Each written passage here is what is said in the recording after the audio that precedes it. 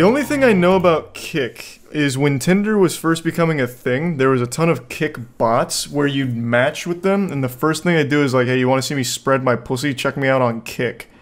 But obviously everyone knows that it's a scam and a bot, so I never knew anyone that actually went to it. And that's all I know about Kik. So from what I understand, it's supposed to just be like a messenger app, right? So is it like WhatsApp? Do we have any like Kik enthusiasts in here? It's for grooming and catfishing. Seems like a pretty risky business model. Like officially, that's what they target? Man, no one has anything nice to say about Kik. Why does it exist? What the fuck? This is all horrible. This all sounds miserable. Jesus Christ. Ooh, it's like a full-blown movie here from TUV.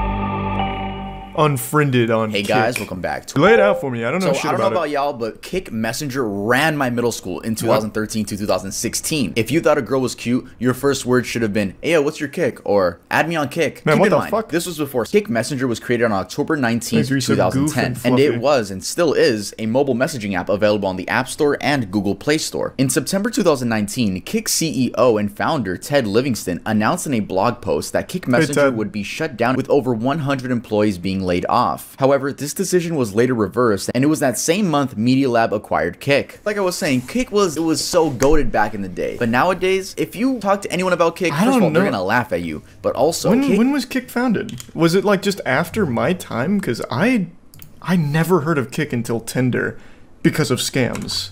Oh, did he say 2010? I didn't even hear that. Sorry. I guess I got too hyper focused on it. Yeah, I missed that whole wave, man. But what about Yik Yak? Do we have any old Yik Yak fans? Yik Yak ran my campus for like 2 semesters, or 2 years probably, before it got banned. Yik Yak was like a local chat app.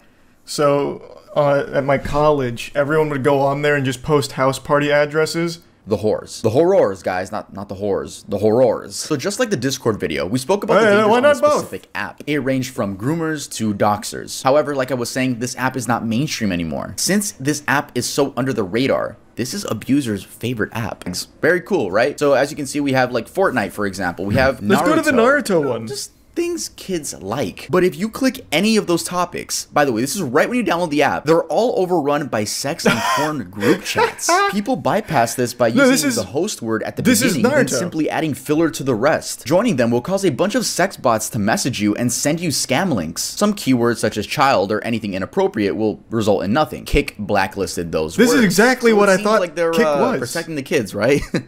No, let's keep talking.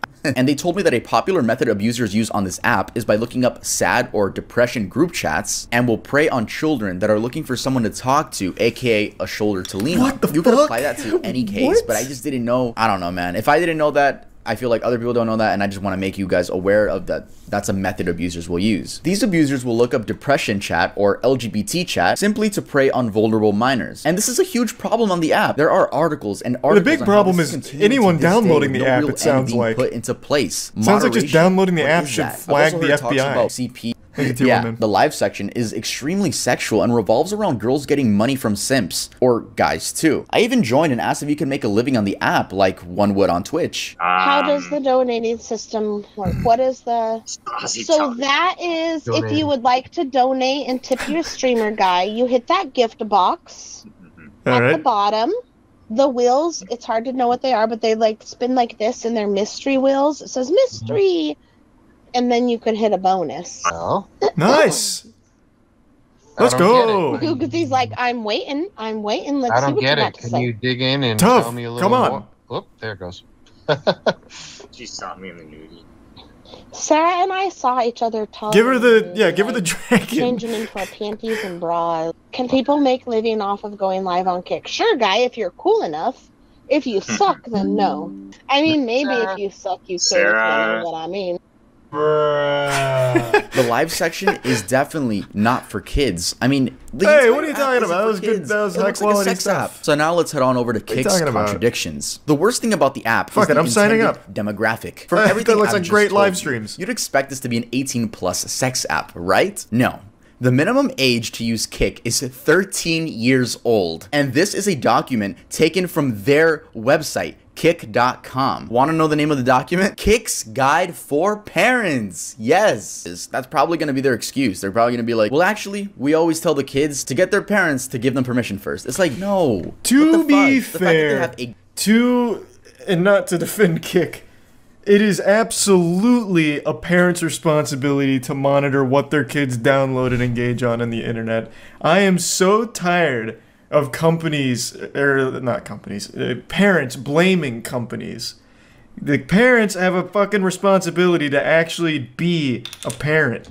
It's not up to the internet to raise the kids.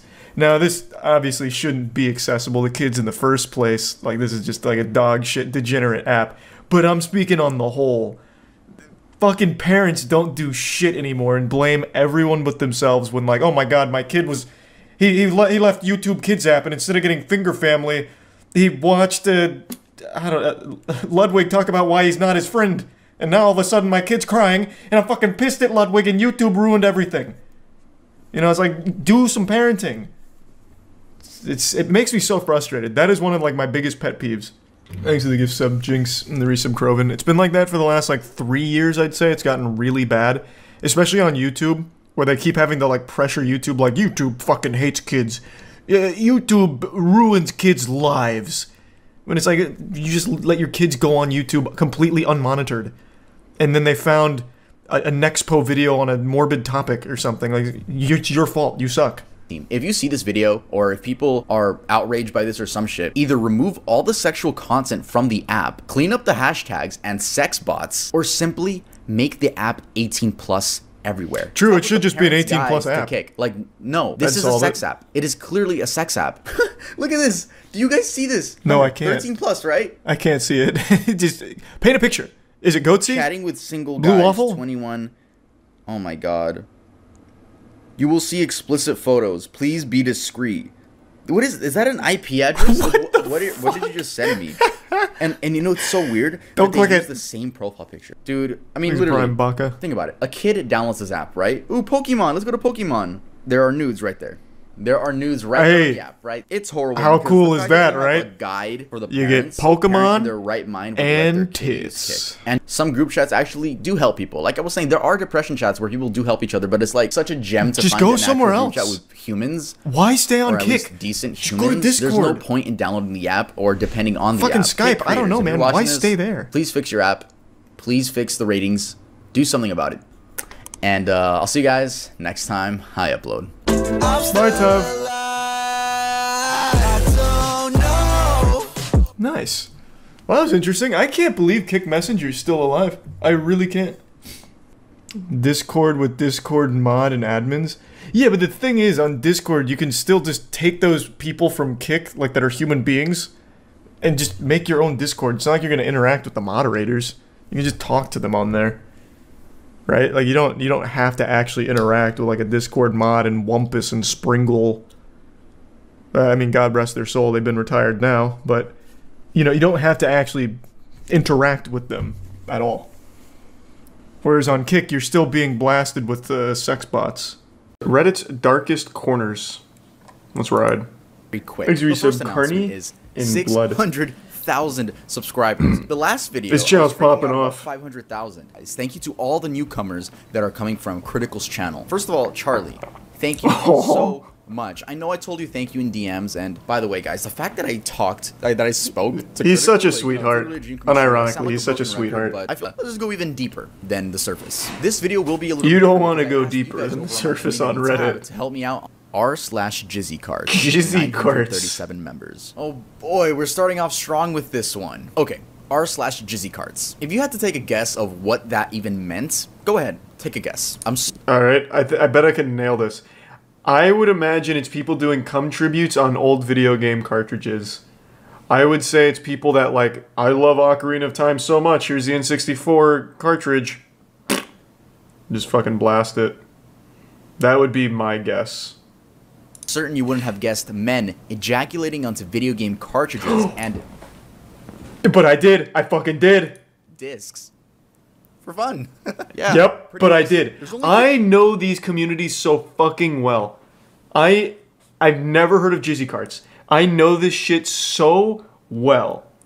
Because there's other communities like this. Like I mentioned, cum tributes. This is huge for like figurines. So like U2's has their own cum tribute community where people will get U2's of their favorite YouTuber or whatever, and they'll literally just cum on it. They'll put it in jars and shit. Yeah, it's huge. It's fucking huge. So I knew right away Jizzy carts had to be video game related.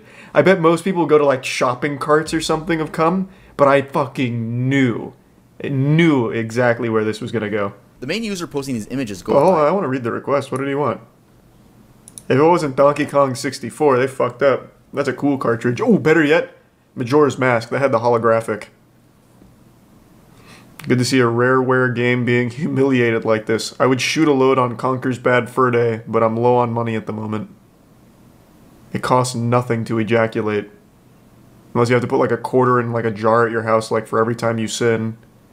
I don't know what you mean. I guess like he has to buy the game.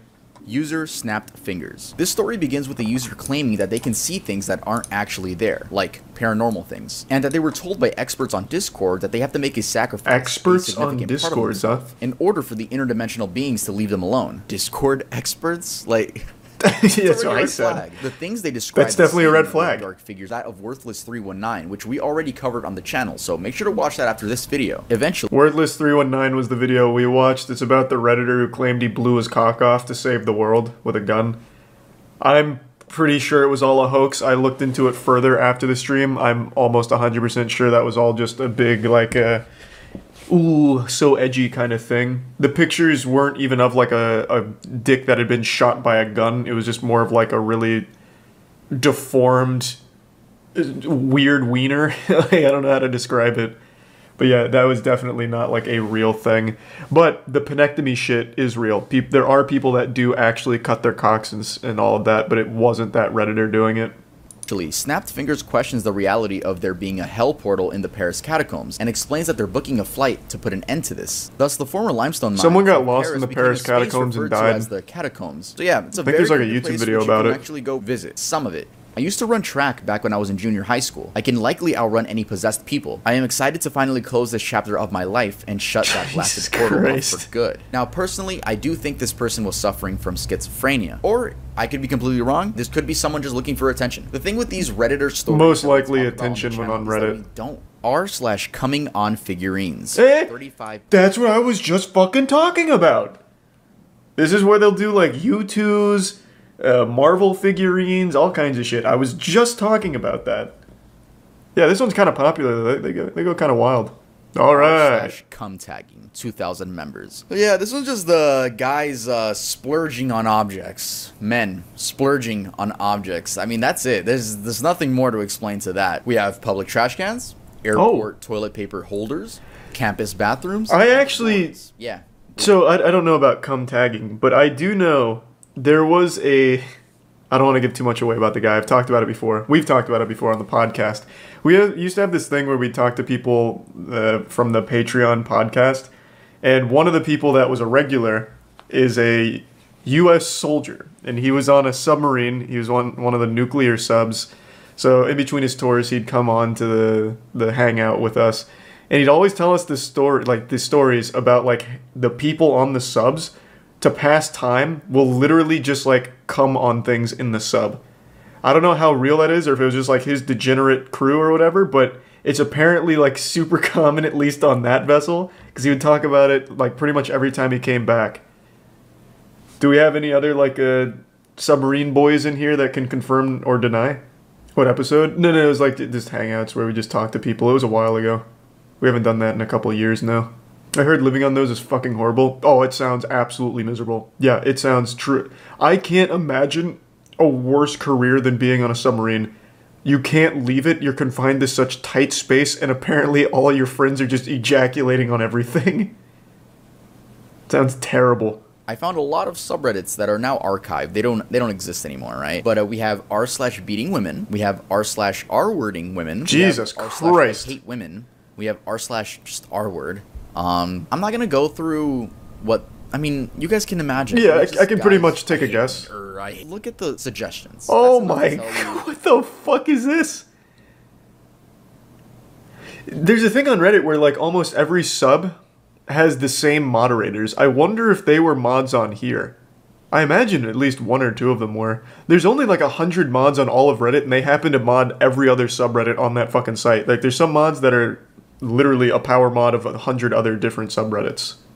Was that first one Tub Girl? I didn't read it. Gone wild. 1.2 thousand members. We fuck shit up. This community is for the dedicated sink pissers who want to take their game to the next level. Fuck yeah, finally. 2019. This is a subreddit dedicated to people peeing in sinks. Finally, my kind of people. Is pointless at this point. My brethren. Reddit, and I'm sure some of them are gonna watch this. My videos get very popular now, and if I'm offending any of you, I'm sorry. I don't want any of you to fucking pull up to my house and start peeing in my sink. True, you don't want to fuck with the sink pissers. It's not like I have a piss kink or anything.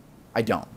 I mean, imagine going to a friend's house and then thinking, oh boy, I can't wait to take a piss in their sink and record it for. I'm sure everyone's pissed in a sink at least once in their life. Like, let's not mince words. Make sure to leave a like, and if you're not subscribed, make sure to subscribe. We've all been 2 or 3 Bud Lights deep, 19 years old, and an extremely sad story. It's a little wacky. Last word. r/jailbait. The Urban Dictionary definition. Oh, that was a big one back in the day. Female who is under the age of consent. That shit was fucked. Acts, and at the time, Eric Martin. They used it at the front page almost every week. Subreddits, including jailbait, by claiming that it was one of the side effects of promoting free expression on the web. Reddit administrators took down the subreddit after a user shared a picture of an underage teenager, saying that he had nude photos of her as well. And many users were requesting, you know, send me. Yeah, it's just pretty disgusting stuff. Yeah, he's underselling how popular that was. Back when I first found Reddit, I would have been, what, a junior in high school? Jailbait was usually on the front page. That was a massive fucking subreddit. That would, what year would that have been? 2011-ish? It was fucking crazy. Yeah, and that was like, for some reason on Reddit, that like was totally normal. And I remember someone made a big hoopla. I don't remember, it might have been r/atheism to be honest, because that was also huge then. Someone made like a huge hoopla, like, why the fuck are we just allowing like open pedophiles on the site? Like, super transparent. And they're like, no, jailbait's fine. Jailbait's good for Reddit, actually. And it was like a huge controversy when people were like, we need to get jailbait the fuck out of here.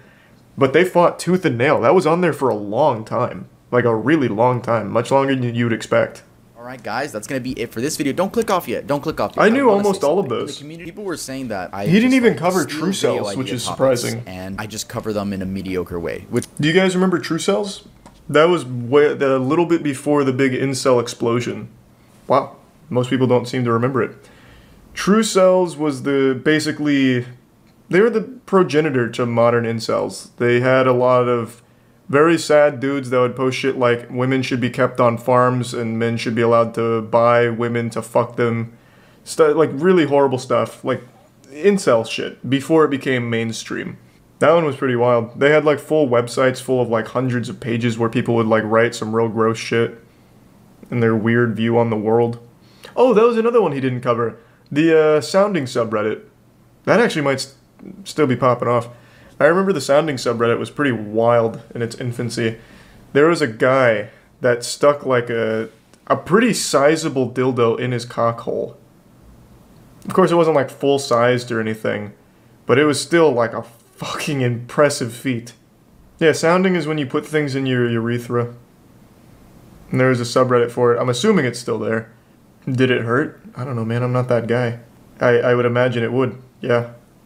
I would guess. Going to be visiting the dark web version of the Internet's Strangest Websites. This is the final and technically 4th part of the series. So I made a playlist you can check out at the top right of the screen if you want to watch all the episodes. I've seen that movie. For my safety and yours, I will not be sharing the links. Go watch the other parts of this series. Anyway, in case you guys don't know about the dark web, you can only access it using Tor web browser, not Google Chrome, not Firefox, not Internet Explorer. I don't know why you would use that anyway. This allows you to go into. Well, it's not called Internet Explorer now. It's Edge. The websites usually consist of random numbers. In the last video, we covered the basics. And this time I just decided Tor was made by the CIA. And clicking. So is that true? I remember that rumor floating around back when I was learning what the dark and deep web and shit was. Was Tor actually made by the CIA?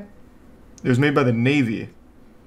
Oh, there's like a fucking civil war in the chat. Was it the Navy or the CIA?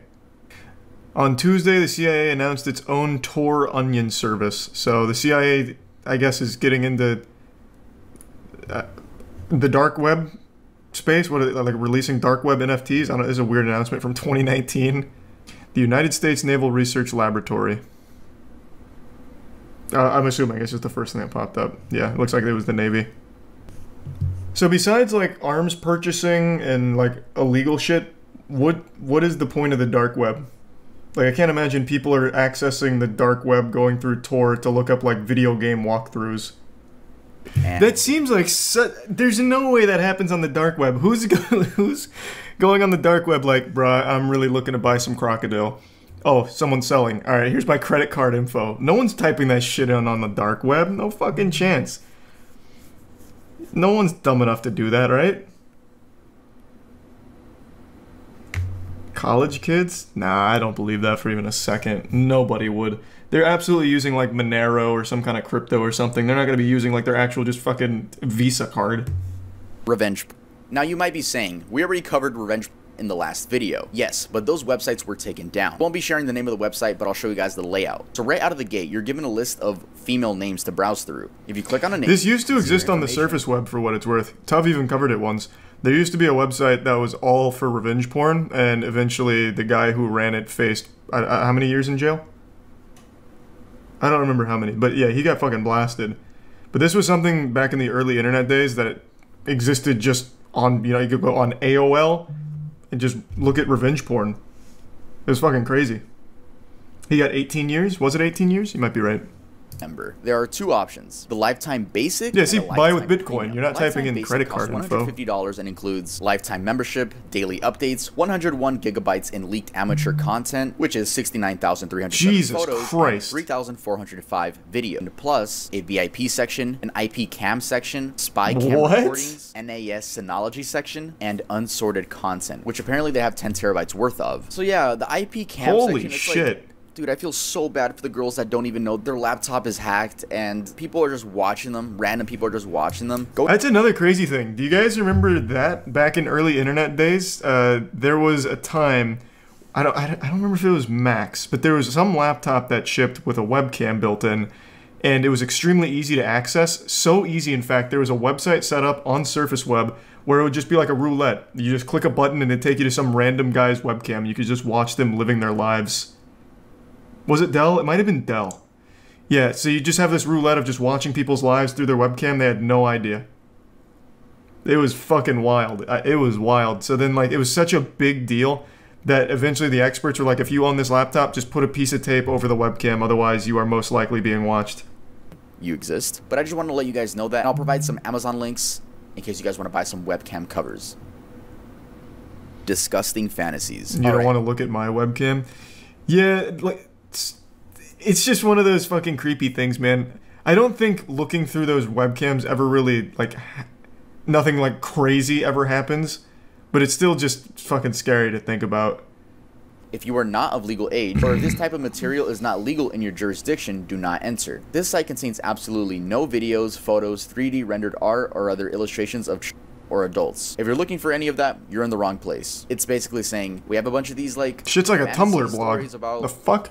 Not only that, but they have 2 philic prevention campaign advertisements to deter the users from doing anything in real life. They're obviously only doing this so it seems like, hey, we're actually the good guys. We're preventing this stuff from happening in real life. When in reality, they're just providing the acceptance, normalization, and culture of files.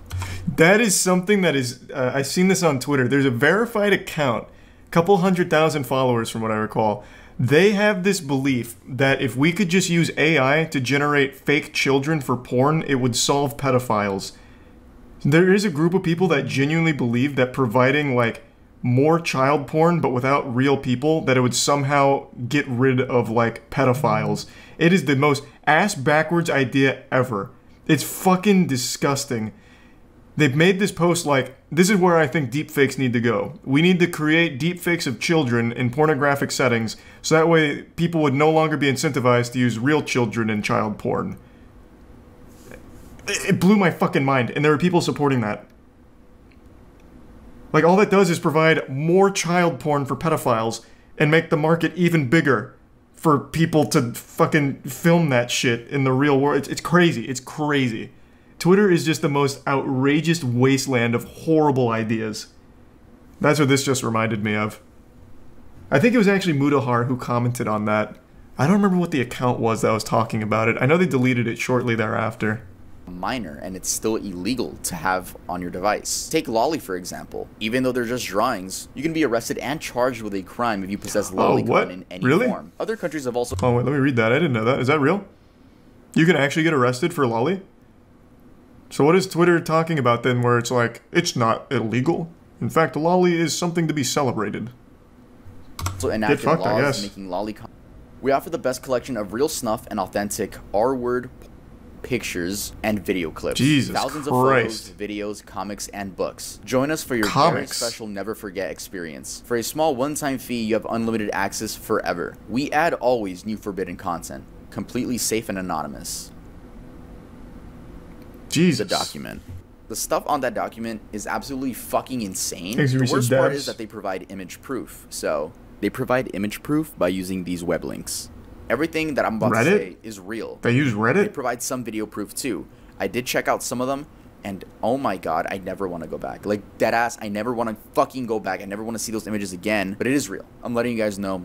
This shit is real. Let's go over the document. I was actually kind of stupid and I downloaded the fucking text document. I don't know why I downloaded it. I downloaded something from the dark web. It's on my computer now. It's just a doc. It's like a J-Station video. I downloaded some shit from the dark web. Now all of a sudden I'm an 8-foot smurf. I accidentally drank the Amogus potion at 3 a.m. from the dark web. Jesus Christ, tough. Yeah. So the first thing they're claiming to sell are guns. We have sniper rifles, Mossberg 500, TUV rifles, Kalashnikov rifles. I've never heard of that. But it says made in Russia, not China, from the other video. So let's just go into something shocking. This one, bro, this is what really got me. Video filmed according to your script with torture, R-word, snuff, etc. We need from you how many actors will be, race, gender, and your script/scenario. I can't believe Jesus Christ. The youngest actor we had, 4 days after she is born. The oldest actor we had, 93-year-old woman. Holy I'm assuming fuck. It's kidnapped people, blended up babies in smoothies. A classic smoothie is a drink made from pure raw fruit and or vegetables using a blender. Classic smoothie is a healthy type of cocktail that you can drink for breakfast or a bit later. But we have a special smoothie. It's made from newborns. We place in blender the newborn with or without legs/hands/head no fucking shot. And blend until the mixture is source smoothies from newborns strictly in the refrigerator or cool place. That one seems very fake. Also buy male and female genitalia, just like they're obviously I don't know about that one. That one doesn't seem like a real thing. Safe and secure container will be transferred and marked as for medical school. So they got their own methods to. That's CIA bait. Legit. Yeah, it definitely seems like bait. Cocaine, and why does that even matter? What? By reading the names, I recognize some of them. It's extremely fucking illegal. They're also selling the Logan Paul video. You guys know which one, which is a complete shock to me. It was like a YouTuber on this list. What was going on? But you know what Logan Paul video I'm talking about. Can't you just find that on archive.org? 60 FPS. Why would you buy that on the dark web? Pretty sure it's on archive.org. Check out their image proof and like. It makes it tier 1 Ash. And you guys don't worry about my mental health. A lot of people comment like, I hope your mental health is good. It's good, bruh. I'm gonna go play GTA after this, right? But thank you guys so much for just. Yeah, it's the Logan Paul Forest video. It's a blessing. I'm pretty sure it's on archive.org. You guys, like, don't worry about me. Go on with your life. And I'll see you guys. Actually, leave a like on the video and subscribe if you're new. And I'll see you guys next time I upload. Nice. So besides like illegal shit, is there any reason to go on the dark web? I know Mudahar's made a few videos on like other things besides like the worst shit on there, but what else is there? Besides just a bunch of illegal shit. To get around taxes? Like there's like accountants on there?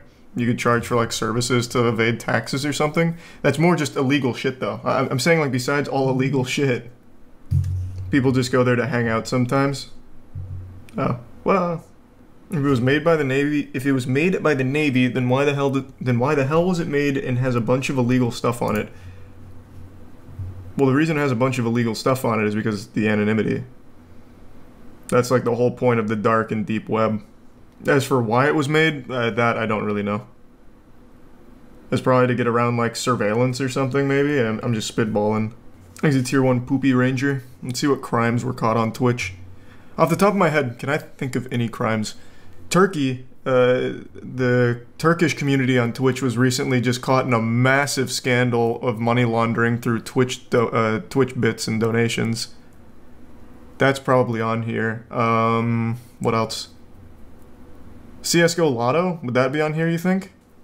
Twitch started off as just Prime TV. Raptor. A man strapped the camera to his head and would live stream everything that happened to him 24/7. Eventually, the site grew and welcomed people from all over the world to live I used to stream on Justin TV. The company had a TV. name change, which we now know as Twitch, and in 2014 was bought out by Amazon for $970 million. The first thing I want to do is talk about the horrible Twitch staff. Now, it's very known that Twitch has some, let's say, biased staff. Every other month, it seems like a female streamer gets banned and then unbanned within the same week, whereas a male streamer can get banned for the same thing, if not something less harmful, and end up getting permanently banned. This has been proven time and time again, with the most recent case being about Narcissa Wright, a Twitch streamer that literally tweeted out, "I want to kill myself and shoot people at Twitch headquarters." That story is very sad, honestly. Who was banned, and then what do you know? Unbanned a few days later. I mean, if you ask me, that should have been a permanent ban, but no. We see in this tweet here that they're reducing her ban, and basically, you know, she got unbanned, is what I'm trying to say. Point is, Twitch, I see where your bans come, I see where they come from, but it's like, to me, it's just like, this situation, shoot people at the Twitch headquarters? Should be a permanent ban. Now why? Are the Twitch staff just full of simps? Yeah. And in all honesty, it does seem like Twitch has favorites. Sometimes the reasoning for people getting banned is so stupid, but then if a female does it, again, this is not every single Now, correct me if I'm wrong. Wasn't she rebanned after being... Or... Wasn't she rebanned after being unbanned and then banned again? I'm pretty sure they did correct that mistake. The whole Narcissa Wright story is extremely sad, though. That situation is horrible. I don't think many people know like the whole lore behind Narcissa Wright, but it's a honestly really sad story. Tell it? I can give the cliff notes.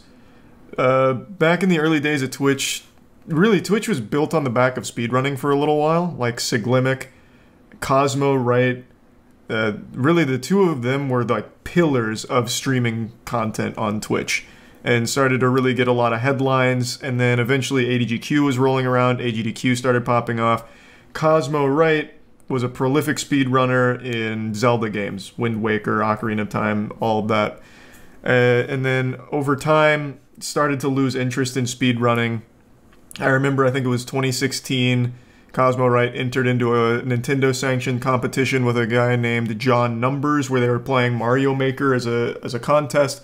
And Cosmo Wright got blown out and didn't really return to streaming after that, if I recall correctly. And then after that, Cosmo Wright's mental health seemed a little spotty from what people were seeing. Eventually, Cosmo Wright transitions into Narcissa Wright, and from there, the streams that she would do were really focused on like really negative things, and it was very like a toxic environment. Eventually, Narcissa stopped streaming for a while, and what I understood is that she just outright stopped altogether. And then she posted that tweet about wanting to kill herself, and then the Twitch staff, which obviously turned a lot of heads as like, hey, what the fuck is this?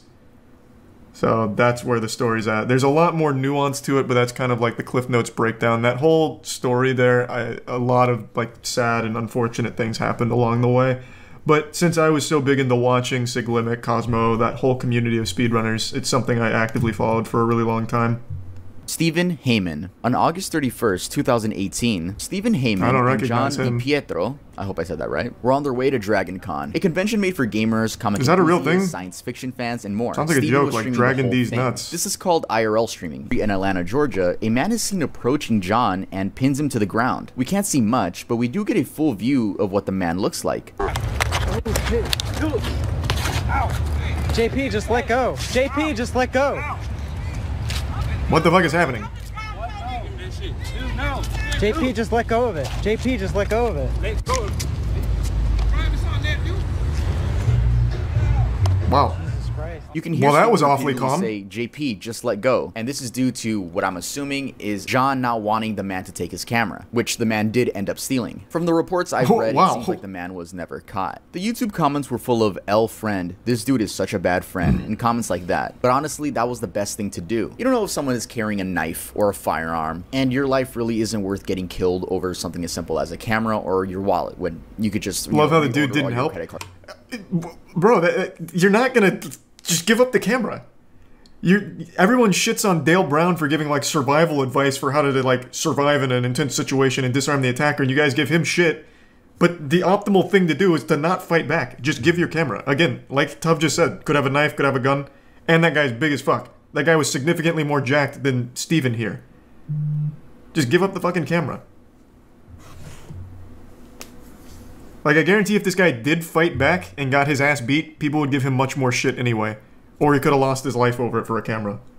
The police officer explains the call and asks Mr. Big for his name. Mr. Big explains that he doesn't need to give him any sort of information. Oh boy, you went full Reddit. It's honestly a pretty long and petty back and forth from both of them. Up until the cop places Mr. Big under arrest. I would say wrongfully place him under arrest. I mean, he did have his right to not say anything. Cops can always arrest you based on suspicion. You know, it didn't seem in the clip like there was any suspicion of anything other than just the way Mr. Big was acting. Anyway, so Mr. Big gets arrested, right? They leave and they close the door. So a few minutes after the arrest, the door opens and reveals a neighbor, presumably the one that made the complaint, walking in and stealing a pair of shoes and a headset. He then returns and steals what seems to be his phone and a watch. I tuned into Mr. Big's Twitch page, and to my surprise, he still streams. Well, he took a break and is back and averages about 5 to 10 viewers. That's so I decided to ask him a couple questions. What a galaxy brain scheme, Make sure though. to show him some love and make sure to tell fucking him supervillain mastermind. I'm a YouTuber. Yeah, he was charged. Oh, nice. Was a career criminal, man. Had a lengthy criminal history. I think he did 3 years for that shit.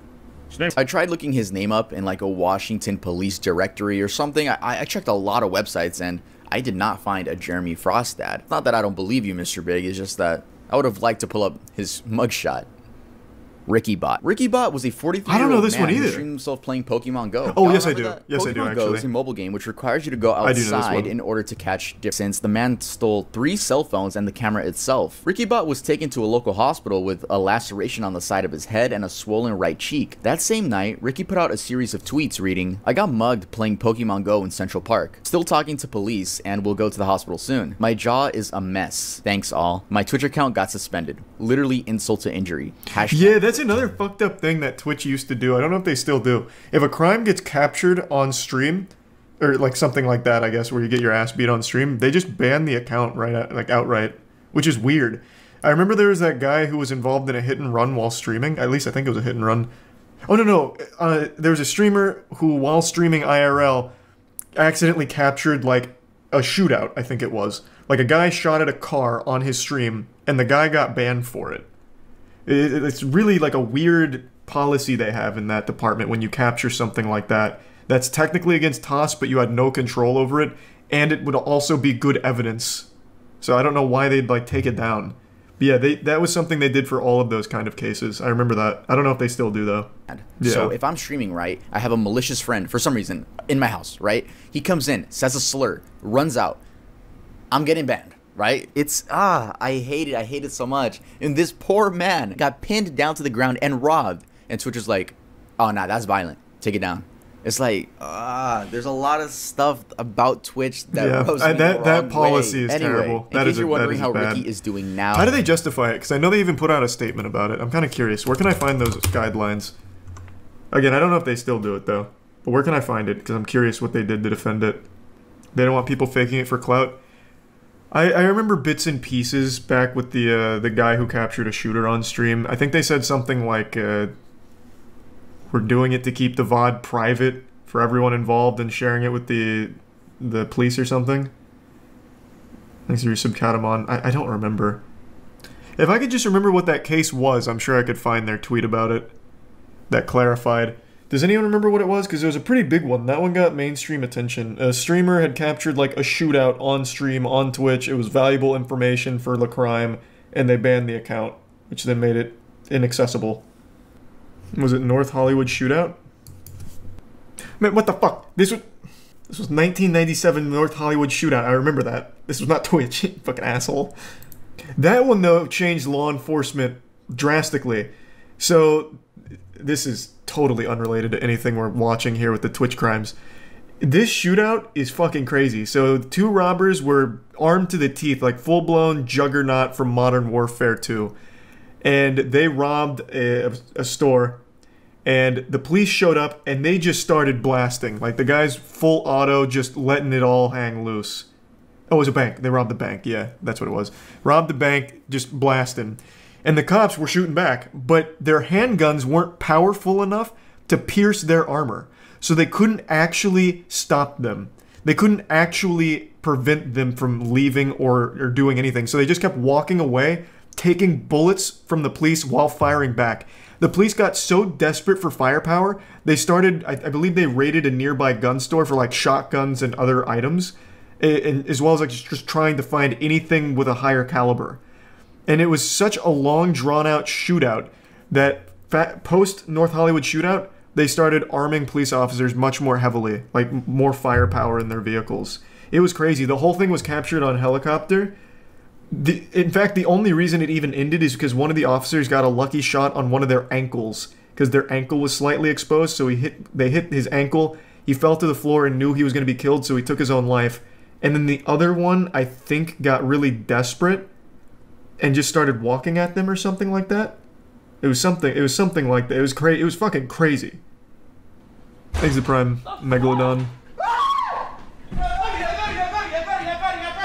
The streamer reacts and is then met with a handgun being pointed at his face, and he screams. Alright, don't roast his scream, because I'm pretty sure if any of us were in that position, we would not know what to do. But I know you chuckled after that scream, and I did too. But like, let's not be too hard on that normal scream. One of the thieves goes to keep his wife quiet, and you can hear the kids in the background. The other is beating the streamer repeatedly with brass knuckles, asking where the money is at. How do people think it's fake then? Doesn't have any money, but eventually I did find the name of the streamer, and that's TMoneyFG. It seems he doesn't stream anymore, and I couldn't find a YouTube channel, unless it's the one with 1 subscriber, but I doubt it. I also found his Twitter, and it's extremely botted. 16,000 followers and no likes on his recent tweet. Yeah, a little bit weird. You would think that if he faked this, he would at least gain clout from it. And if he faked it, I don't know if he would scream like that on purpose. Plus, why would you put your kids through something like this? I mean, yeah, I don't think it's fake. A lot of people were assuming that the wife set him up because she was too calm. That was stupid too. You can tell she's trying to stay calm for the kids. So seems like a weird thing to fake if you don't even stream anymore. I can't tell. The video looked... Ah, someone found it. Found the streamer you're asking about. Look up Bees on My Head TV carjacking. He was banned for getting carjacked while viewers were trying to use the VOD to find the guy who robbed them.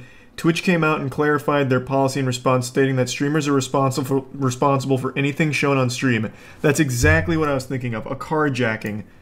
Not a shootout around cars. You're absolutely right. Did he ever get his account back? Because this is like really a hardline stance.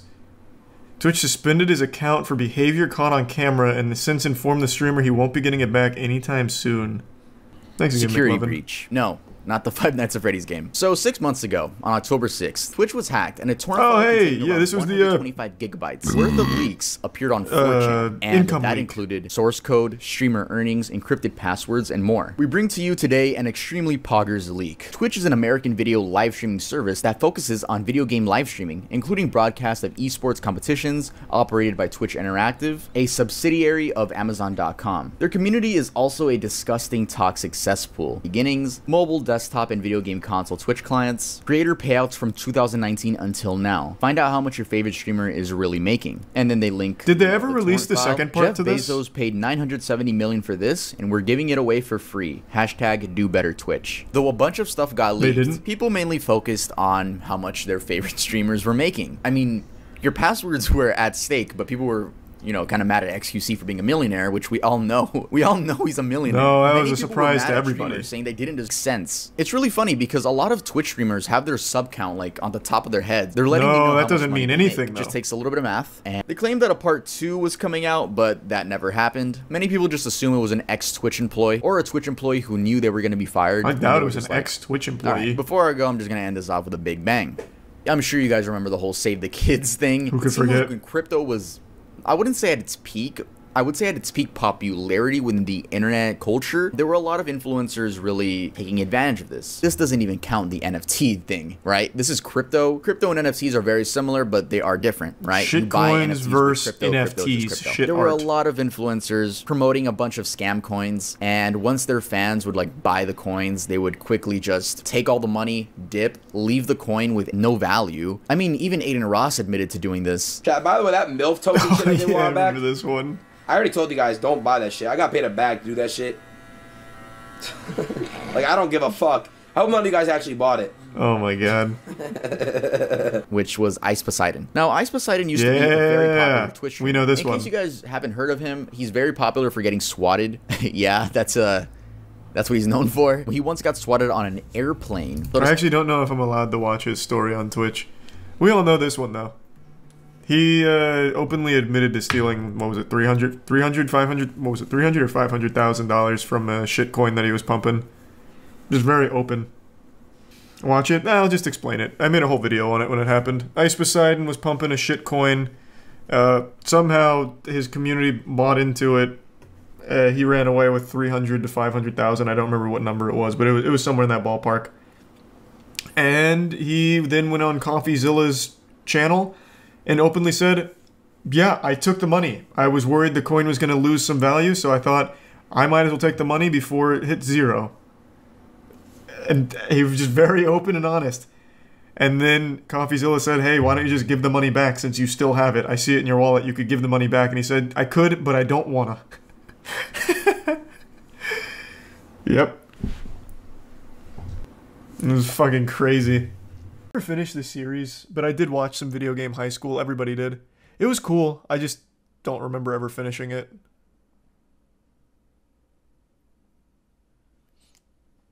There's a resub, Coley.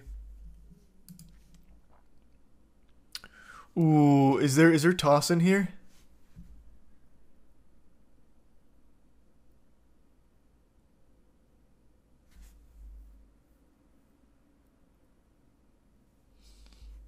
No, okay. Hey guys, welcome back to another video. Today we're going to be talking about disturbing live TV moments. Before I feel like I'll know most of these. I do want to say we are covering very sensitive and mature topics. I know a lot of my videos, it's mainly most of them, but this one, there is a lot of more mature topics. I don't know how else to say it, but yeah, just wanted to say that as a quick warning before the video starts. And like I said, we're going to be talking about disturbing live TV moments. Pretty self-explanatory. There's nothing really more to say. Anyway, I hope you guys enjoy the video. I don't think Shabuk. So I only saw like 2 of them in the thing before with Lee Harvey Oswald. I can't imagine he'd bring up the like live suicides one. Right? That'd be crazy. I know, I'm watching the Boomy game up here right now.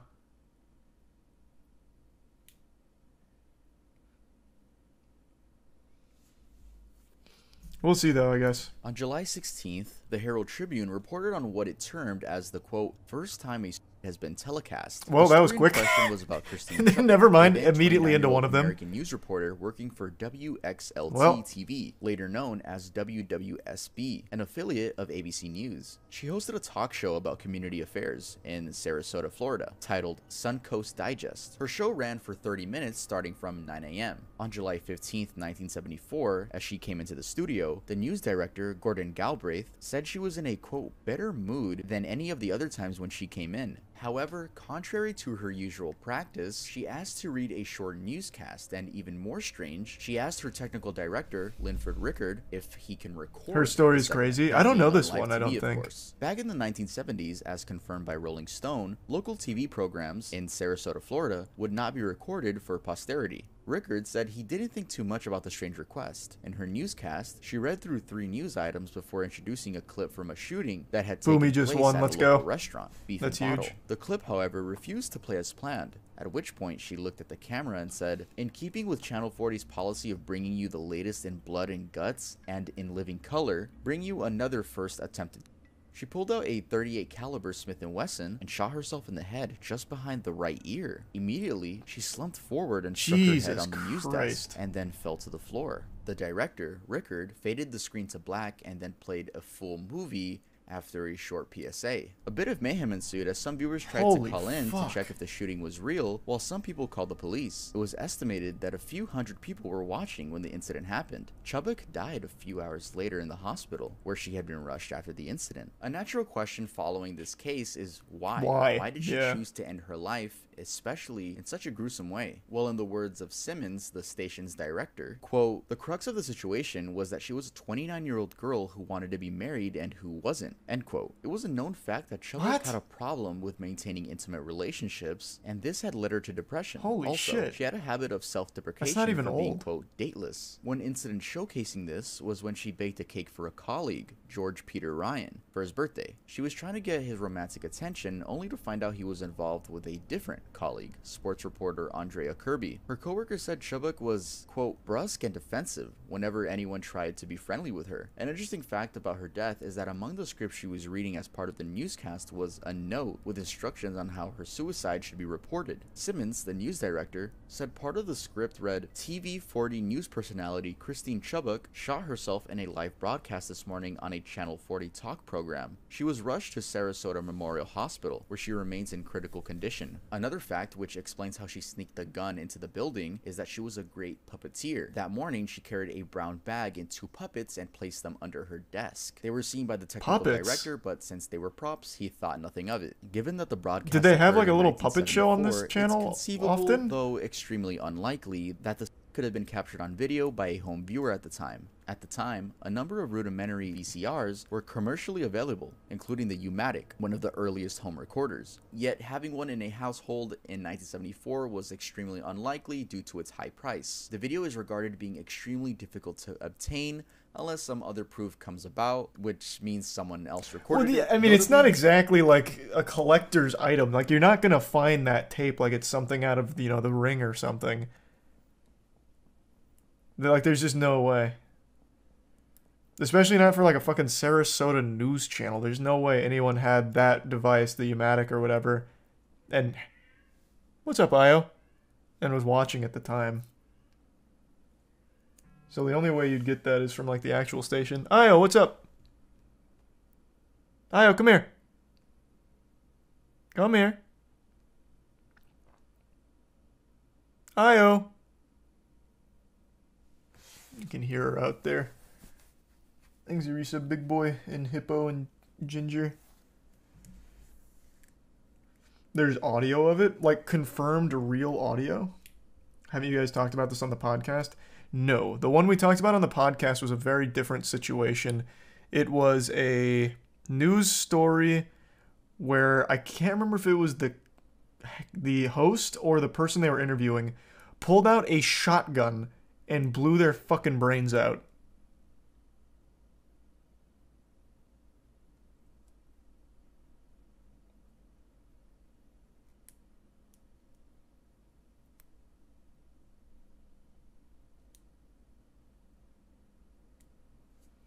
It was terrible. It was a politician with a handgun. Nope. That's a different one. Another one that was also broadcast is there was a pedophile who had molested some guy's child. He was like a karate instructor. He kidnapped the kid, molested the kid. He finally got caught. He was standing trial. And as he was walking back, the dad pretended to be on a payphone, turned around with a revolver, shot him. Blasted him. And then the dad got off with no charges. Beautiful. That was an absolutely fucking wild video with a happy ending. That one's still iconic. Yep, why, Gary, why? Everyone was so calm about it too. Like after he shot, the guy like that went up to him. He's like, "Why, Gary? Why?"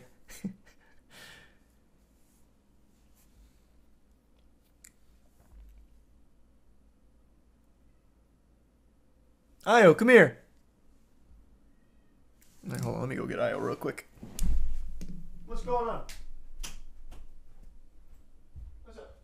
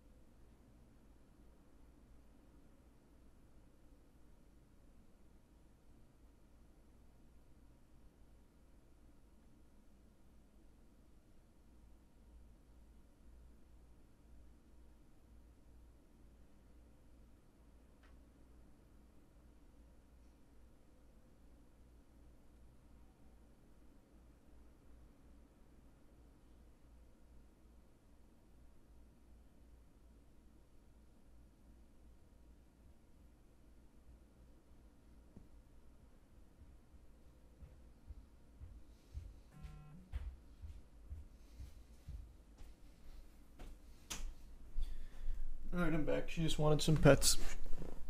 She didn't want to come in. Thanks for some nodes.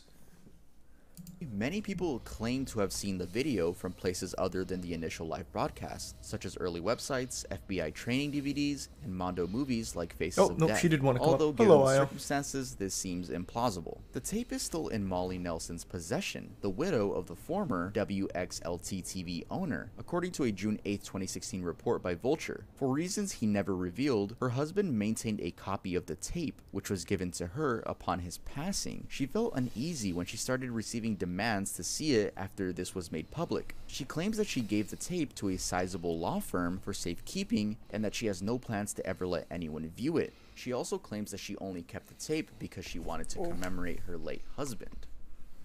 Lee Harvey Oswald. Lee Harvey Oswald is a name known by many because it's associated with the tragic assassination of President John F. Kennedy. Oswald is alleged to have made the deadly shot on November 22, 1963 in Dallas, Texas, as President Kennedy rode in his open car motorcade. Whoa, The 24-year-old was... Hold on.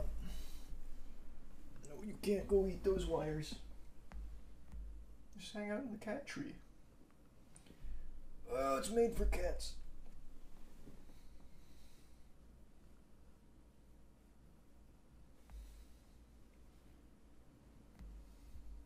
Oh, Jesus, what? Oh, Jesus Christ. I know, Io's great. No, no, no, no, no, no.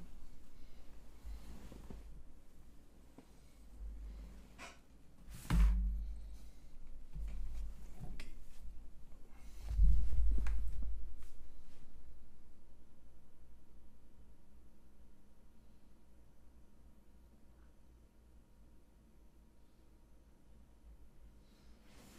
Sometimes she just gets in a wire chewing mood though, which is a little rough.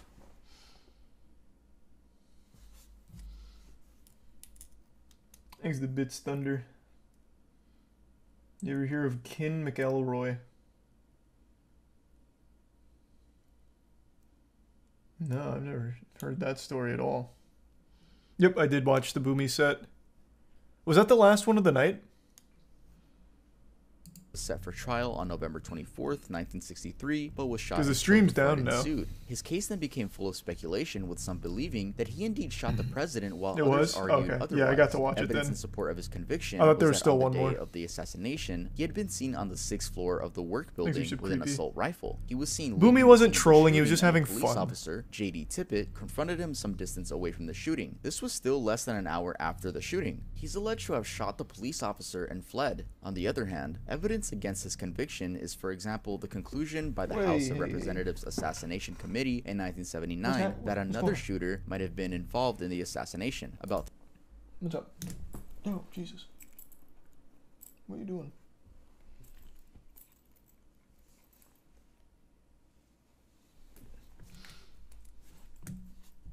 Yeah, he was laughing mid-set because he's having fun. That's what gaming is all about.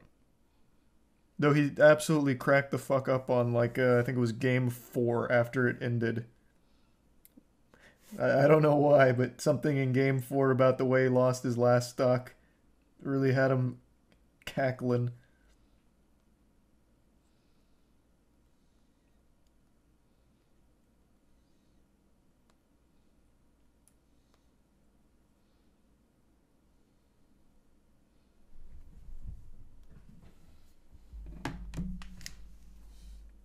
Have you seen the video of the veteran who shotgun blasted himself on live stream?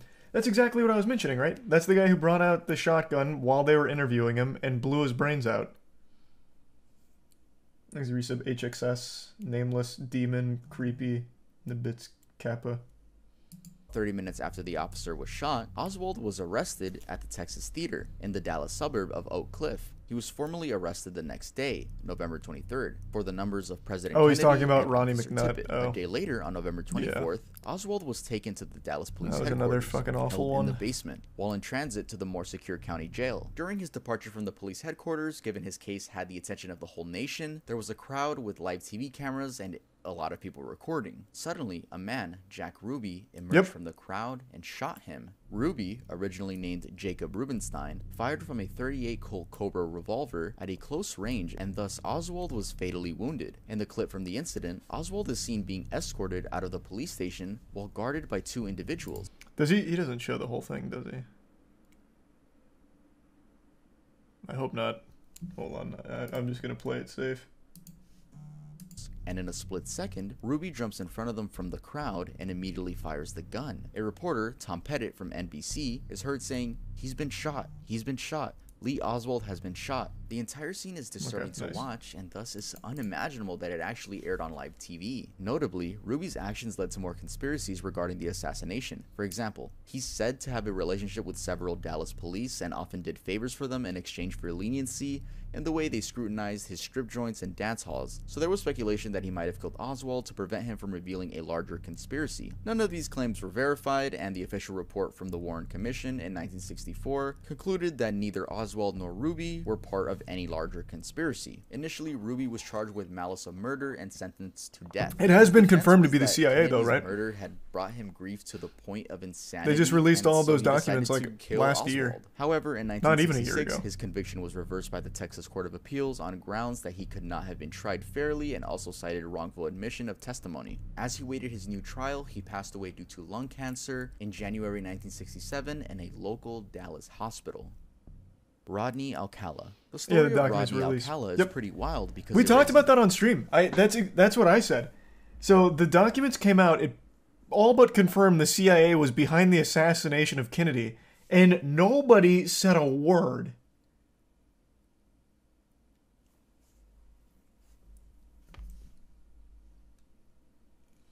That shit was crazy. I mean, yeah, I guess it's not fair to say they were behind it. More so, we'll tiptoe around it a bit. More so, allowed, and maybe even, you know, gave a little nod.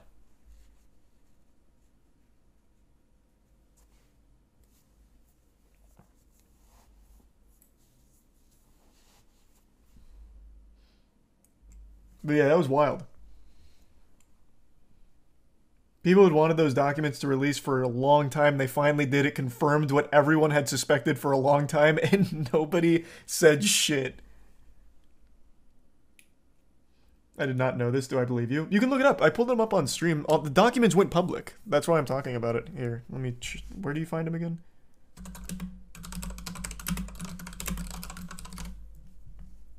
Here, the 2022 JFK assassination records from the archives.gov, I believe, has all of them available to download now.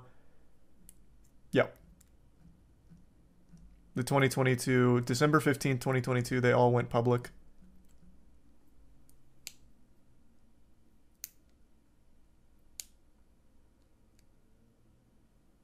Thanks, resub spaghetti.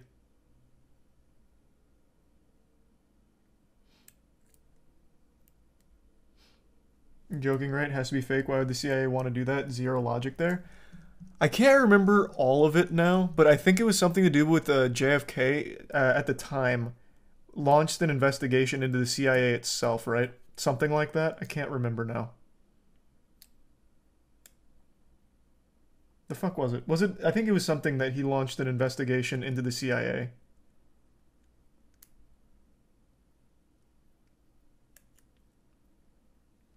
Yeah, and then threatened to dismantle it.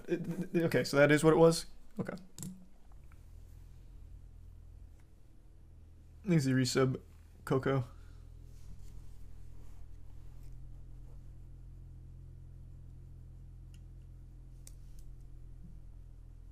The question, how did a serial killer end up on a live TV dating game? To this one's also very well known. His TV appearance was disturbing, we first have to go through his background. Before his TV appearance, Alcala was suspected to have murdered at least 4 people. This is considered a conservative number by some because other accounts place his total murders at about 130, a combined number for before and after the live TV appearance. His childhood background is a little hidden, but he it's wanted to known cut that the CIA budget by 20%, not dissolve it. Like I said, I'm foggy on the details. Mexico I just know it was something with the CIA he wanted to investigate and change. His mother back to suburban Los Angeles. His father had abandoned them after just 3 years in Mexico. He then then joined the army as a clerk at age 17 but was medically discharged. He had a nervous breakdown and was dismissed on mental health grounds. Also, he was brilliant with an IQ of 135 and even managed to attend UCLA and later New York University studying film. In 1969, age 25, Alcala attempted his first kill. The victim was Tali Shapiro, an 8-year-old girl he lured into his apartment in Hollywood. The incident happened on September 25th in 1969 when Shapiro, then a second grader, was walking along Hollywood Sunset Boulevard and accepted a ride from Alcala, who lied about knowing her parents. A good Samaritan who saw the abduction followed Alcala to his apartment and then called the police. Officers came and tried to get Alcala to open up unsuccessfully, so they busted down the door and found Shapiro on the floor with severe injuries. Alcala had escaped via the back door. This was the first time Alcala showcased his killing signature: beating, biting, and strangling. His escape led him to New York, where he picked an alias, John Berger, and joined film school. Surprisingly, he studied under Roman Polanski, a renowned film producer, director, that sounds about right, an actor who fled the US after pleading guilty to intercourse with a minor. Alcala was later, but not after winning an Oscar for it and receiving a standing applause and people lamenting the fact that he couldn't be there because he was on the run for fucking raping a kid. Hollywood is sick, man. Hollywood's fucking sick. And yeah, and he is still praised to this day.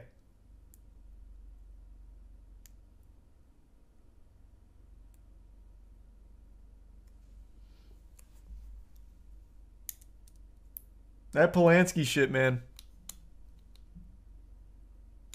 Later convicted of the in 1970, but only served 34 months in jail for defiling a minor, as Shapiro's parents didn't want her testifying at the trial for rape. Fast forwarding to 1980, he was convicted of murdering Robin Samso, a 12-year-old. The conviction was overturned twice before finally getting a death sentence for her murder, and also for the and murders of Georgia Wixted, Jill Parento, Charlotte Lamb, and Jim Barracombe that occurred in the 1970s. It's therefore believed that between 1969 and 1980, he could have murdered a lot more people. In 2012, he confessed to the murders of Cornelia Crilly, flight attendant, and Ellen Hover, an heiress, and in 2016 got charged with murdering 28-year-old Christine Ruth Thornton. Now, knowing his story, it's disturbing that on Wednesday, September 13th, the dating 1978, Alcala made an appearance on the TV matchmaking show, The Dating Game. Even more disturbing is that the day's bachelorette, Cheryl Bradshaw, facing the lineup of 4 eligible bachelors, chose Alcala, going by bachelor number 1. He was introduced as a, quote, successful photographer and a fan of skydiving and motorcycling. During his appearance at the show, it was, however, confirmed that his career was typesetting at Los Angeles Times. The mention of photography was thus a curious bit, because it seemed that he only used it to lure his female victims. He would then kill them and have their bodies in grotesque poses before taking pictures. An interesting bit of his appearance on the show was also the kind of answers he gave to the bachelorette. For example, he said his best time is at night because, quote, nighttime is when it really gets good, end quote. He also did an impression of a dirty old man while at it. He won the game, and with Cheryl Bradshaw, they were supposed to go on and get tennis lessons and a trip to Magic Mountain. However, Bradshaw said her intuition didn't let her. She said that while they were backstage conversing, she got extremely creepy vibes from him, and she just decided to not go with him. And she never saw him again. But those vibes saved her life.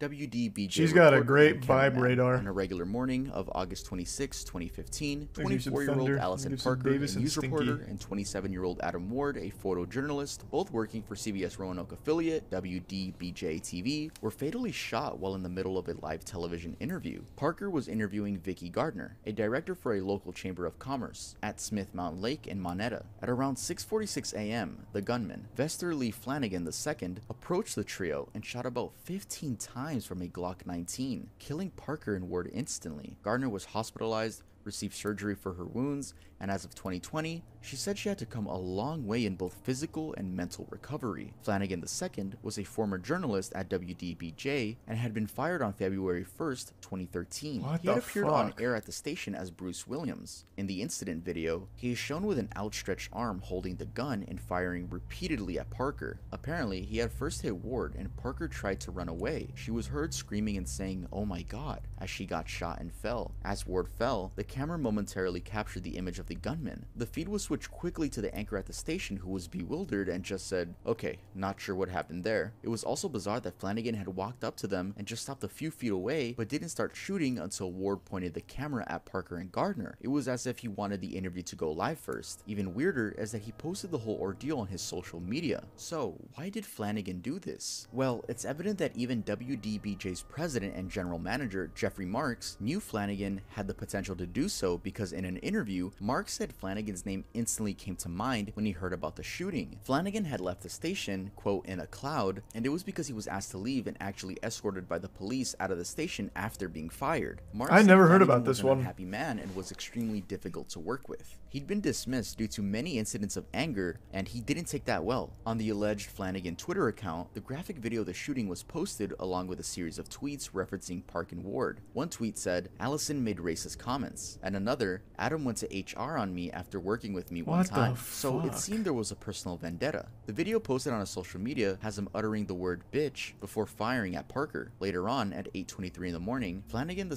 faxed ABC News a, quote, note for friends and family, and then called them at 10 a.m. to confess. The authorities managed to track him down using his phone as he tried fleeing using a rented Chevrolet Sonic on the I-81 and then I-86. A trooper tried to stop him after an automatic license plate reader identified the car, but Flanagan sped off. He ran off the side of the road and struck an embankment near Markham, Virginia. He was found in the car with gunshot wounds. They airlifted him to a hospital in Falls Church, but he succumbed to the injuries and was declared dead at 1:26 p.m.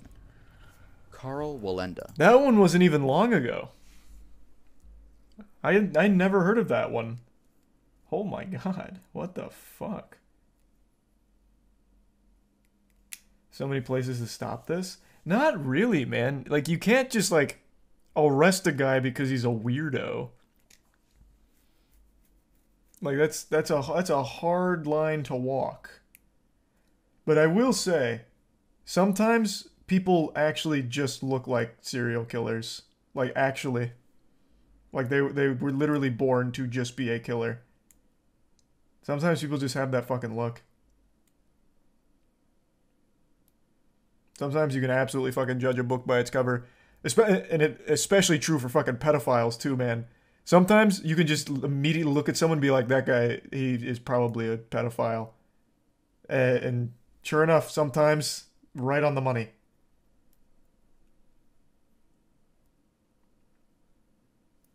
There's the Prime Boston and the Bits Davis and the Resub Azure.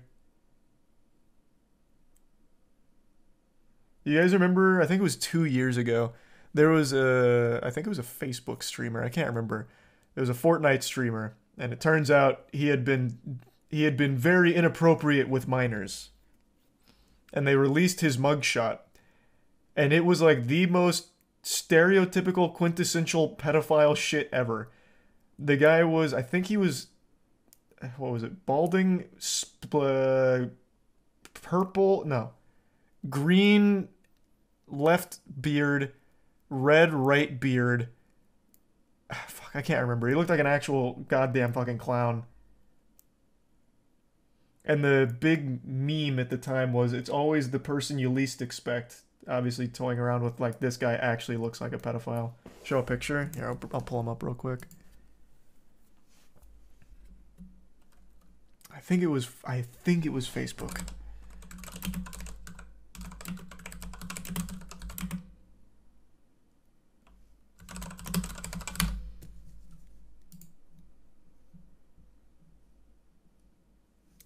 Yeah, I was off. It was just different color hair, different color beard. But here, this guy.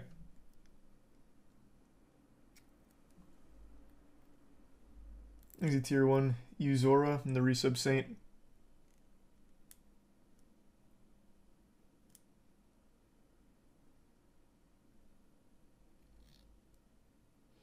I don't know actually what happened to this story. I don't remember if he went to jail or not. Let's see. What was his? Oh, it was child rape charges too. God damn.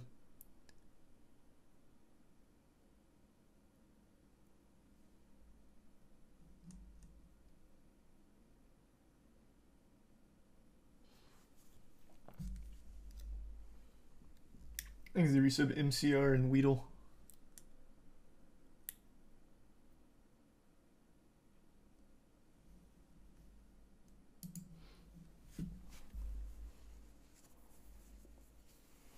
Thanks to tier 1 bup.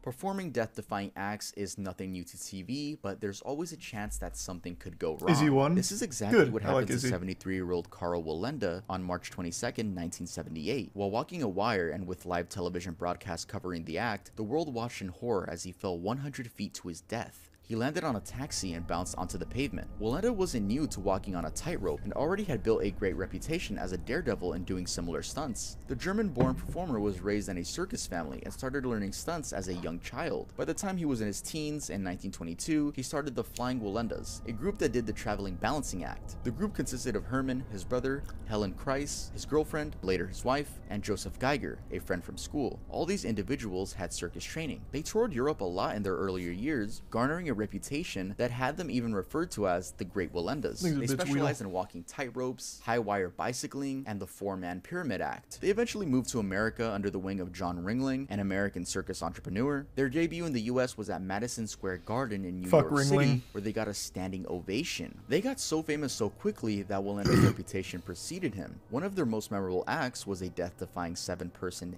3-tier pyramid tightrope walk, with the highest person balancing on a chair. Their success was, however, not riddled with danger. Before Carl Wallenda's deadly fall, the crew had witnessed a... Ringling was well known for all of the animals they used. They'd abuse the fuck out of them.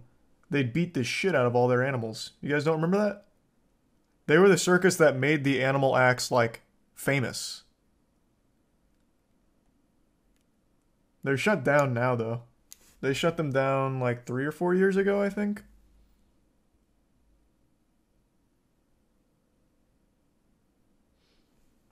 Somewhere in that ballpark. They've been shut down for a little bit now.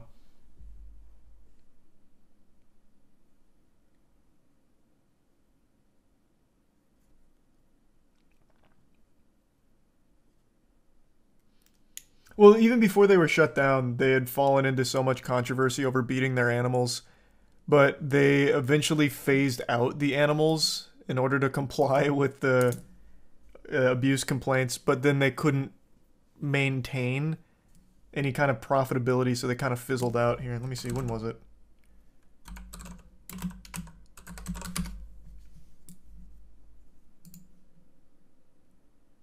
Oh my god, they relaunched last year? What?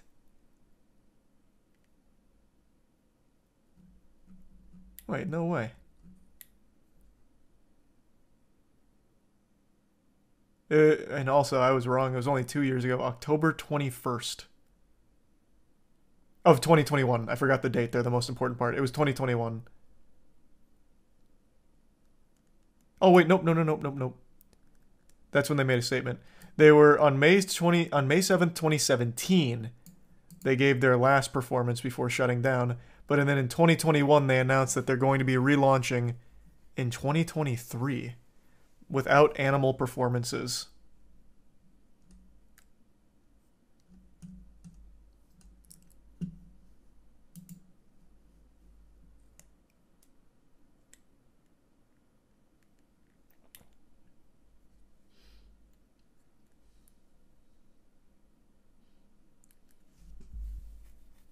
Circuses don't need animals. What the fuck are you talking about, man?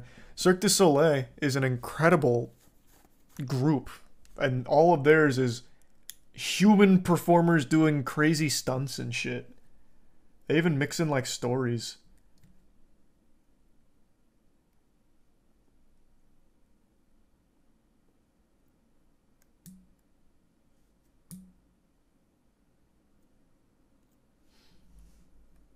Other deaths. For example, in 1962, at the Shrine Circus in Detroit, the 7-person pyramid collapsed after the frontman just not a traditional circus circus. Died. Wallenda's son-in-law, tightrope partner, and nephew. Wallenda's son got paralyzed from the waist down, while the niece had a serious head injury. Just a year later, Wallenda's sister-in-law fell to her death from a tightrope. Also, just a few years later, another son-in-law died from electrocution after grabbing a live wire while doing a stunt. It seems all these deaths were seen as less compared to the success he got. For example, setting the world high wire record by walking 1,800 feet across Kings Island. He also did a high wire walk across the Tallulah Gorge. On the day he fell to his death, he was in San Juan, Puerto Rico, for a performance to attract his audience to the Pan American Circus performance that he was to do with his 17-year-old granddaughter, Rita. The stunt was held at beachfront hotels, where a 750-foot long cable was strung between Flamboyant Hotel and Condado Plaza Hotel. About halfway through the wire, he struggled against high winds and started teetering. This lasted for about 30 seconds before he fell. A local news crew, San Juan Star, was recording the performance for broadcast. Jane Baird, the reporter, said that around the midpoint, the wire was, quote, dancing underneath him. Members of his crew who were holding the guide wires yelled at him to sit, Poppy, sit, but as he tried to squat, he was blown off the wire. His death was attributed to multiple fractures and traumas. This, however, wasn't the end of his legacy, since his great-grandson, Nik Wallenda, kept performing insane stunts and even went back to the same location where Wallenda died just to do the same act and successfully complete it.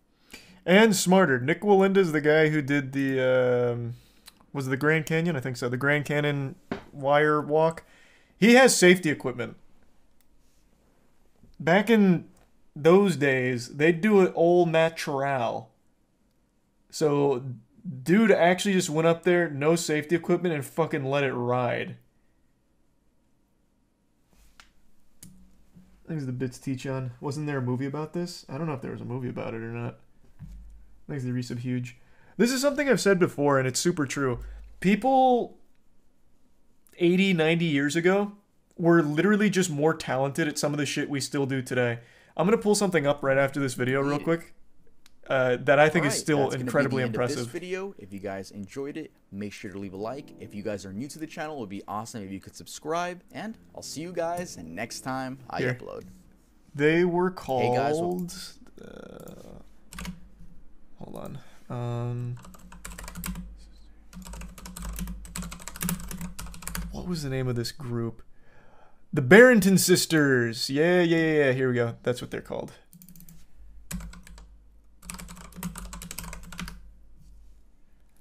So these two sisters used to do some crazy shit. Very old school, 1948 kind of wild performance. And they're not alone, of course. I'm sure you guys know about the Cannonball, the guy who had the strongest torso of all time. He got his name Cannonball because he literally would load a cannon, shoot it at himself, and deflect the cannonball. Like, for some reason, like 80, 90 years ago, people were like extremely talented to a level that I feel like we still don't quite achieve today. Probably just because they had nothing else to do but to practice these. I just always like the foot juggling thing because it's so goofy. But they did a lot of stuff. There's a lot of performers like that. Another cool one was, it might have been the Barrington Sisters as well. There was this group that used to do bike stunts. And some of the bike stunts they did were fucking nuts. That I still haven't seen replicated today. What were they called?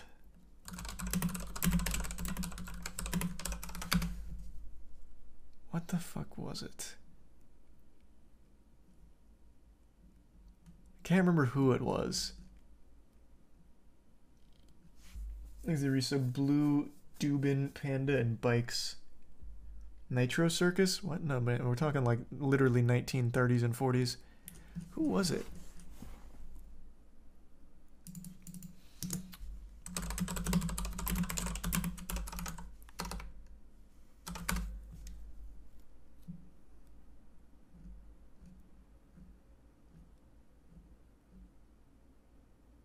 I don't know how I'd be able to find them again because I can't remember who it was.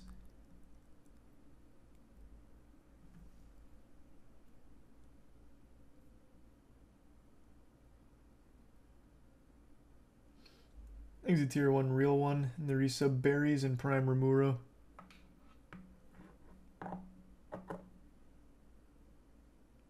Show us the Cannon guy. You don't know Cannonball? He's like actually still super famous. What was his real name?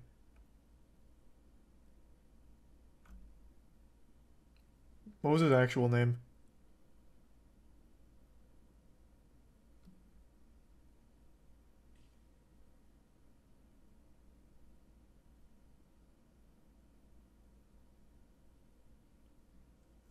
Thanks, resub random. Was it Frank Richards? Oh, yeah. So he used to Is this the toughest man ever? have people hit him with sledgehammers and shit too. Meet Frank Cannonball Richards. F.A. Richards claims to be able to take more punishment than anyone in the world. Thanks, Prime Shane. Richards began his unusual belly-bashing quest in the 1920s. Thanks to 5 gift subs, real allowing one. his Appreciate friends it. to punch him in the gut. He decided to push the boundaries Thank you for that. and see what else his so-called ironclad stomach could take. Nothing dents the tremendous development of his stomach muscle. He encouraged spectators to jump on him. What a fucking man, I know. Whack him with a sledgehammer.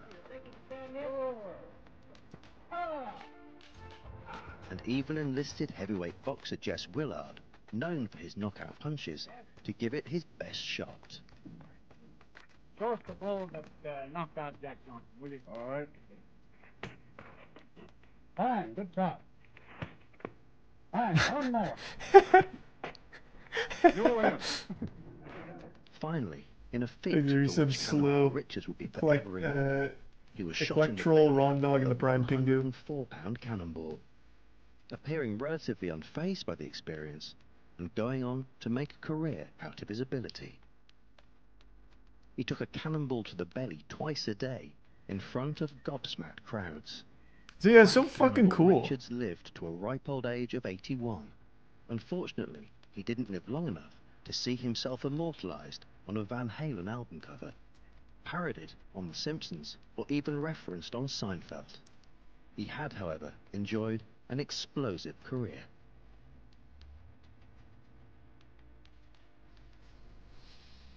It's Iron Abs Crabs.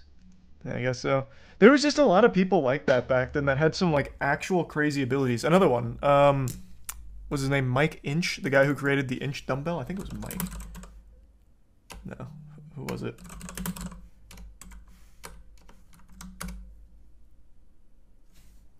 Thomas Inch.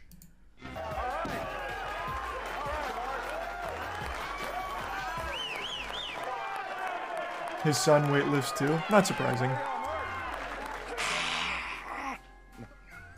But it's still cool. Took like 70 fucking years before someone else besides Thomas Inch could lift and clean that.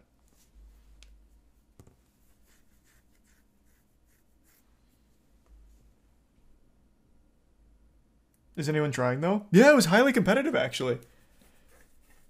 It was actually a really highly sought after thing to try and lift the Inch dumbbell. And it was mainly used for like grip strength shit to prove that you had good grip if you could even lift it off the ground a little bit, let alone clean it. It wasn't just some obscure shit. You've probably seen the Inch dumbbell in plenty of things. The design of it actually went into like old cartoons as well. Like they'd sometimes have Inch dumbbell designs for some of this shit.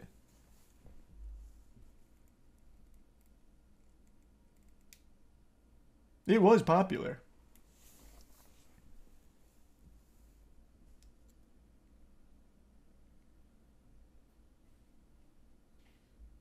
Easy tier 1 trash in the resub Farley. Do you think Shaq could lift it because his hands are massive? He could absolutely grip it, but again, the strength to not only grip it, but lift it up and clean it it's too much for most people. Almost everybody, ever, really. Thanks, resub, Gavin.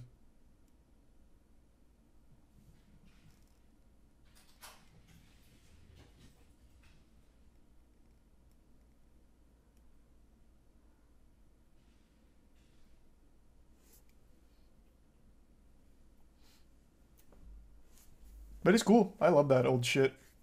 People back then had the craziest talents.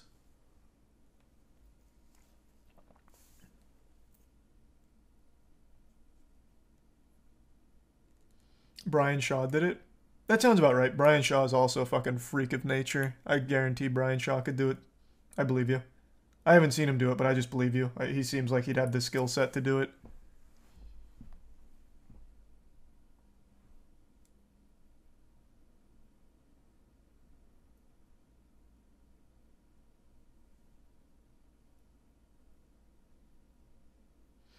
If we were all collectively that bored, we could do weird shit too. I really do think it was just a combination of like having nothing else to do, and then you practice and commit yourself to one thing for your whole life. Whereas nowadays, that's just not how it works.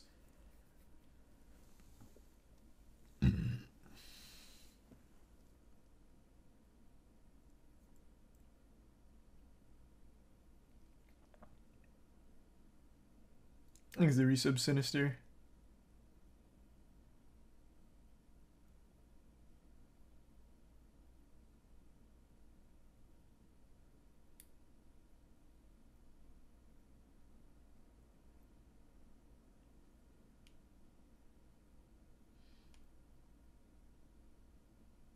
That you can't monetize any of this shit anymore. You can still monetize it. It's just not going to be like it was back then. Back then, if you had a crazy talent like Thomas Inch or Frank Cannonball Richards or the Barrington sisters, that would be your whole life. You'd get a career out of it. Nowadays, you maybe get one TikTok that goes semi-viral, and then everyone forgets.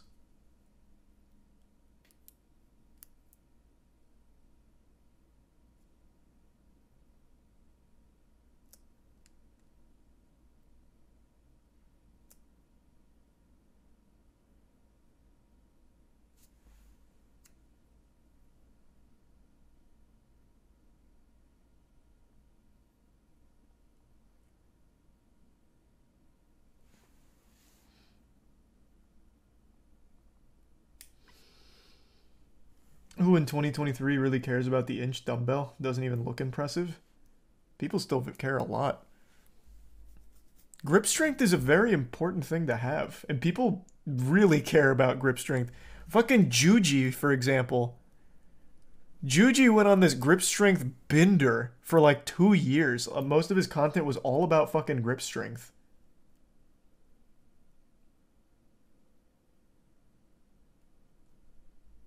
It's cool. I don't know. I think